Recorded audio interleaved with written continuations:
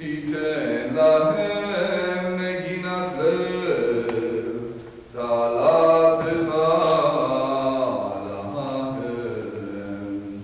תרדוף באף ותשמידם מתחת פני אדוני.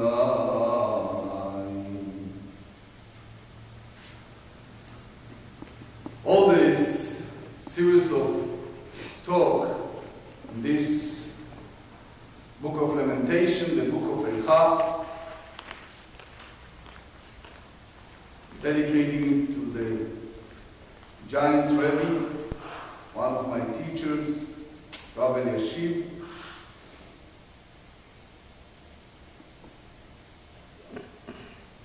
As we mentioned earlier, the reason for recording each chapter is those of us who could not make it to the synagogue for the reading of the Eicha, Motzei Shabbat and Saturday night this year. They have the opportunity to watch the internet, so in a way they'll have the opportunity to hear the book of Eicha.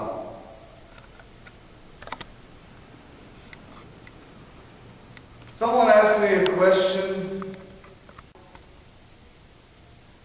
Have a feeling of Tisha B-Av. Since that event happened so many years ago. Rabbi, what do you expect me to feel today? I was born here in America, was raised here. I visited Israel twice in my life. How are you expecting me to feel the story, which I believe, by the way, story that happened thousands of years ago, destruction of both temples at that day? How should I feel an act of mourning and sadness for something that happened so many years ago? I'm not responsible for that. What do I have to do with all of that? I understand that it's a sad story in the history of the Jewish people, but I'm living here in a very happy way. I have my family, I have my profession. So why should I sit on the floor on Tisha B-Av and mourn, fast for long fast day, the same as Yom Kippur? As you know, Tisha B-Av, it's the only fast day that is equivalent in all the law of mourning as Yom Kippur. Why should I do this type of things over something that happened so many years ago? I answered him, and that my answer, you hear me saying it in my 17 years here in this country, many times. It's a story that happened. A fellow, he and his wife were childless for many years. And in her advanced age of life, eventually they went through a tremendous amount of treatments. They went to the top doctors in Boston. They went to San Diego for special blood treatments, fertility treatments, and eventually they reached a point that she became pregnant. And that day was the most happy days for them, since she is reaching the late 40s, and it's a time that they looking forward for so many years of marriage. So eventually they went to the hospital that great day. They reached the delivery room, and the doctors told her that yes, it's a time to separate them. He needs to stay outside for a short time, since it's maybe need a special procedure. And the husband was a traditional Jew, and he carried the book of Psalms, and he started making prayers. And unfortunately, a couple of hours later, the doctor walked out and he said, "Look, I'm very sorry to tell you that the situation is critical. We reach a point that several doctors, including myself, have a choice between her life or the baby's life. We don't see a better resolution at this time. Since you are closest in kin, you are the husband, you are the spouse, we want you to make the decision in which way you like us to proceed." Now, the husband answered and he said, "Can I talk to her? Can you let me in the delivery room to speak with my wife?" And the doctor said, "Fine." And the husband came in, and he was broken-hearted, and he said to her, "This is the situation, this is what the doctor said." And she said, "I know." And he said, "It's a decision needs to make, and what do you want me to say?"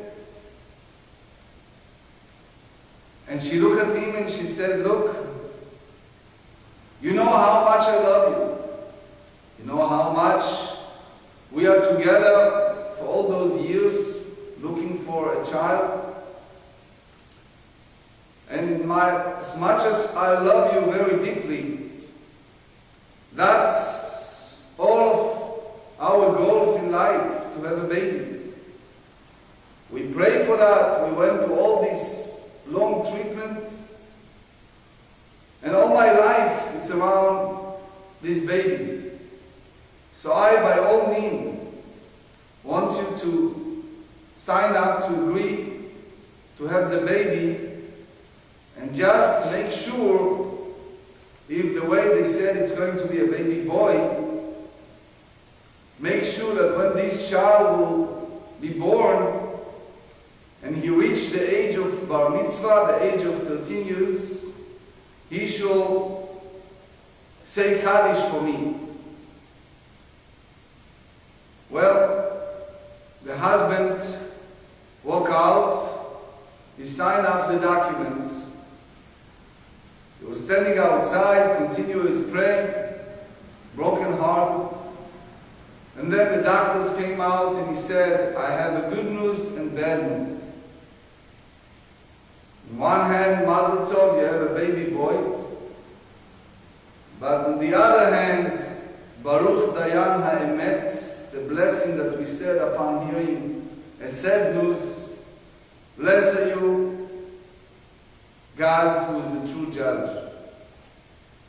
Your wife is no longer among the living." That father of that newly born baby boy now need to raise this child by himself. And he raised that child for the period of 13 years. And then, when the child reached the age of the bar mitzvah, they celebrated the bar mitzvah, and the father told him again in front of everyone the story of his mother, devotion to give him his life. And he asked the son, right after the ceremony, to say Kaddish, to say a mourning prayer for his late mother. And the son was standing there and saying Kaddish, like sometimes, unfortunately, you hear it in services, people just run over the Kaddish, like, oh, they jump in the words and saying it with no feelings. So the father turned to his son and said, "Don't you realize that your mother gave her life for you? Don't you realize that you are here because of her?" And the little boy, it's not even a real teenager, said, "Dad, what do you expect me to do? I never met her, I never knew her. So how do you expect me to have feeling, to express my feelings since I never met her?" Well, my dear friends, if you think about Tisha B-Av, events that happened so many years ago, think about this story as an example. We are here because of the past generation. We are here, we have this great gift in our lives. The land of Israel, the Kotel, the Western Wall, because of our past generation. My grandparents will walk barefoot from Europe in order to have our own property, our own land. So the Talmud tells us that one who mourned over the destruction of the temple, destruction of the city of Jerusalem, will merit to see the rebuilding of it. But it's in the opposite, via negativa statement in the same token. The rabbi said that one who's not involved with this, who said, okay, let everybody else fast and sit on the floor. I want no part of this. I want a easy life. The rabbi said that he will not merit to partake of the joy when the time comes of rebuilding Bein Hamekdash. So if you look at the chapter 3, and I know some of you give me a signal that we're running out of time, so we'll do like we did in the chapter 2. We do a separate session to go pasuk by pasuk. So just a few points. First, as we said earlier, each chapter has its own agenda. And chapter 3, dealing with number 3, which is each and every pasuk carries his own message, because every alphabetical order, the whole book of Eicha, unlike all the other books in the Tanakh, the 24 books of the Tanakh, it's alphabetical order, but chapter 3, it's fascinating, it's not only chapter 3, they have 3 psukim, 3 biblical sentences for each and every alphabetical words in Hebrew, which show the emphasis of that. The rabbis tells us that Tlat zimnei havei chazaka, if it's reoccurred 3 times, in the Hebrew letters it's carry a meaning. And it's a famous statement from the great Kotzker Rebbe, the rabbi of the city of Kotsk. He used to say, he was a sharp mind, he said, at the end of the days, when we, God willing, soon, speedily will see the building of Bein Hamekdash, it will be a time that changes takes place. So what about the book of Lamentation, the book of Eicha? And he responded and he said, definitely they're going to read it. The only difference is we read it in a melody of the book of Esther, which is a very happy melody, the opposite of the melody of sorrow and lamentations.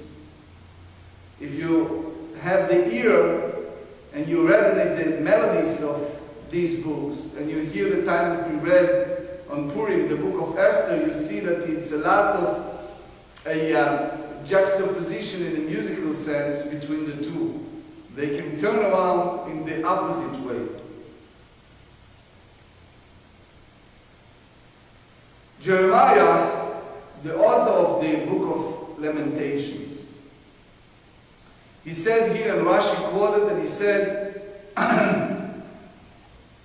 all that my predecessors, Rashi said, all the past great prophets, they talk about destruction. Isaiah is a good example. But they didn't really live during the era of destruction.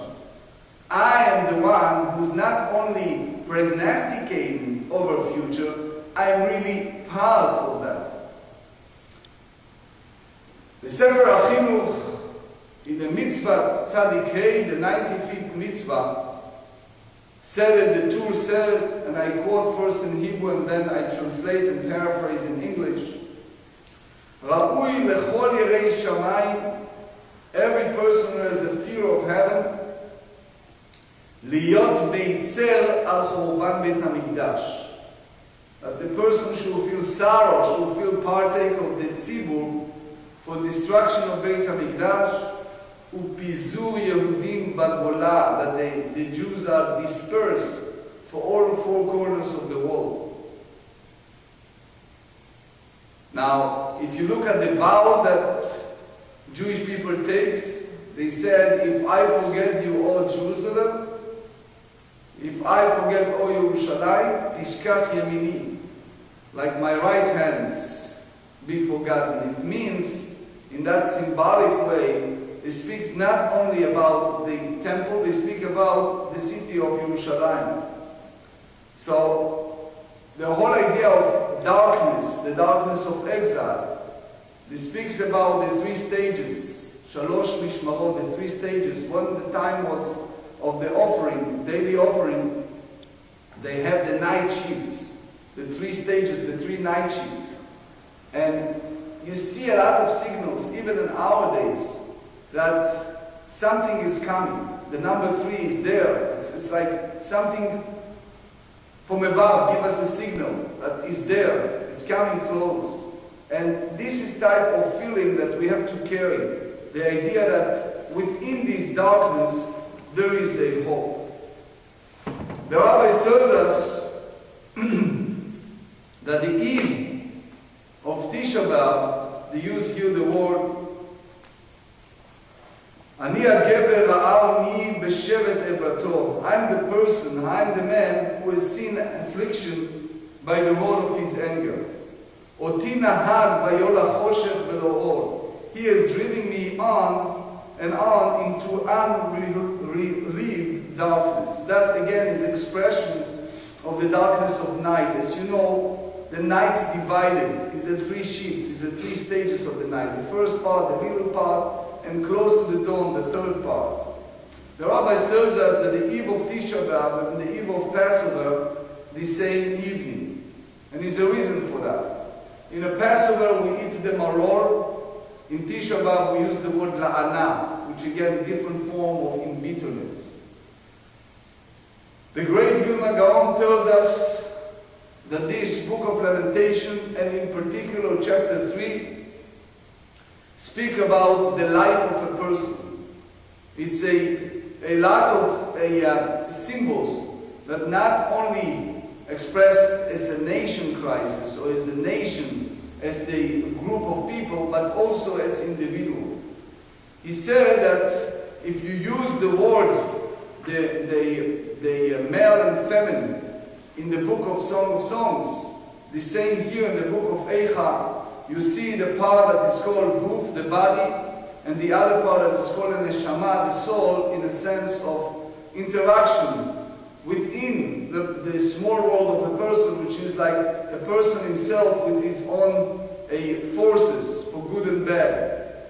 This correlation between Neshama and the Guf, the soul and the body, is a expression here at the book. If you look carefully, these phrases, they use the word choriaf, they use the word nose, which is express anger, the mouth, that we feed ourselves toward the mouth. That's the cause of life. The life is the food, the life is the breathing. That's the part that makes a person live. By the same token, if you pay attention to the korbanot part in the preliminary service that we said every day, we quote from the book of Leviticus that said, "Et korbani lachmi leishai," that God said that the offering, it's like the food in our language for God. Reach nichochi, it's like the expression of aroma, of smelling that come out of the korban. That's the combination of the two is accepted upon the Lord. Now, unfortunately, we lost that part temporarily, which is no longer physical korbanot. We substituted with our lip service, with our mouth. Now, this is expression the Vilna Gaon said, that's the idea of Bein Hamikdash. Is expression of a person struggle within himself for the disconnectedness or missing between the act of breathing and the act of eating. This is the combination of two, because the power of life is the Bein Hamikdash, the small miniature temple in each and every person's life. Here we are, and we said this, Ach bi Yashuv Yafoch Yado Kol Hayom, which is again is expression of the creation. We said every day that you are the only God, you are Ata Hashem Levadecha, you created heaven, you created earth, the Haaretz Bechol Asher Aleh, the earth and all they belong on the earth, Ve'ata Mechayeh et Kulam, and you're bringing the life to everything. The living life is the combination of fulfillment of both the earthly life, the physical eating, and the spiritual life. The part of eating in the Holy Temple was the crucial part of the service. The great book of Nefesh HaChaim tells us that when the soul departed from the body, it's like a tremendous sorrow. He described, if you look in his book, or the great book by Rabbi Tukuchinsky, the Gseher Hayim, the Bridge of Life, it's like 7 stages between the person's passing until the completion of burial and afterward, the Shiva period. It's a time of the great sorrow of the departure from the two. Because the real serving of God properly, the real living of a life, is a combination of these two entities. The combination of the physical body and the spiritual part. The description of the Holy of Holies in the Bein Hamikdash is described as the heart of the Jewish people, the heart of the world. We read a lot of words about the destruction, and part of that is the story of the Nebuzaradan and the Titus, the Titus, the two mighty warrior, that they brought a desecration upon the heart. They brought a foreign actions in the hour. We describe how Titus put the sword in the heart of the Holy of Holies. So here is the description of what's happening. He lamented, Jeremiah lamented over something that he is witnessed in a person, the whole idea of what happened. But we as a people should also realize that we are this child we mentioned earlier, the child that was born for the merit of the sacrifice of the mother. In our language, the great Ramchal said that it was a choice between the two. Either, God forbid, destroy the nation or destroy the building. And God put his roughness and anger upon the building, and that's the price we pay in order to survive as a nation, Ramchal said. So in that sense, we are here because of that. But by the same token, we have to yearn, we have to pray. That's part of our mission, to understand that the destruction of Bein Hamikdash happened because of causeless hatred, the second one.